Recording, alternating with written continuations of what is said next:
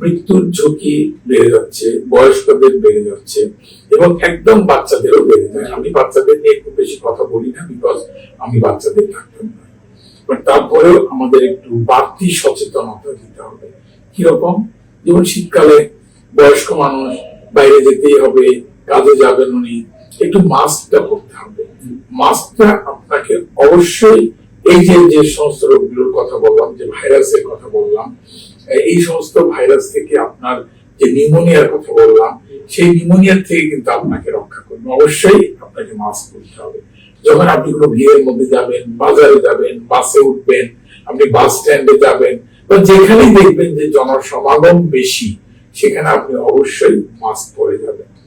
তারপরে সেই সাধারণভাবে কোভিডের সময় যে কথাগুলো আমরা শিখেছি, যে হাত ধুইতে হবে ঘন ঘন করে, আপনি যখন নিজে একটু হাঁচি কাশি দিবেন, আরেকজনকে আপনি একটু সেফ রাখার জন্য এই যেভাবে দেখুন, এভাবে আপনি হাঁচি দিবেন, মুখটা রেখে রেখে আপনি হাঁচি দিবেন, তাহলে দেখা যাবে। তারপরে আপনার হাতটা সবসময় একটু হাত ধুয়ে রাখতে হবে। যেখানে ব্যবস্থা আছে হাত ধোয়ার, হাত ধুয়ে ফেলবেন।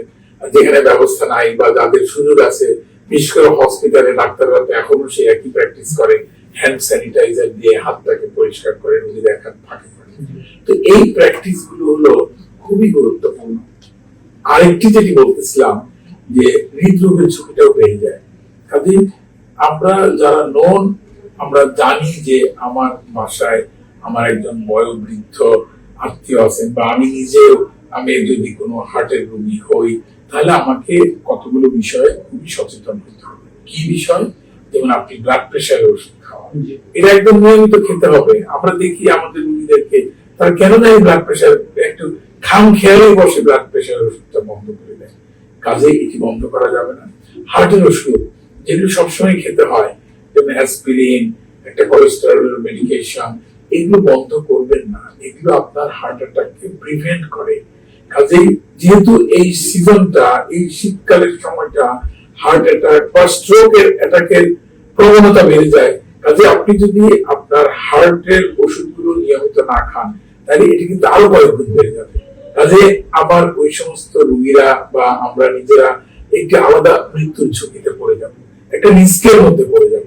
কাজে ওষুধগুলো নিয়মিত খেতে হবে। তাহলে আমি কি বললাম? আপনি যদি ওষুধগুলো নিয়মিত খান, প্রেশারের ওষুধ, হার্টের ওষুধ, তাহলে হয়তো এই সমস্ত ঝুঁকিগুলো একটু কম থাকবে।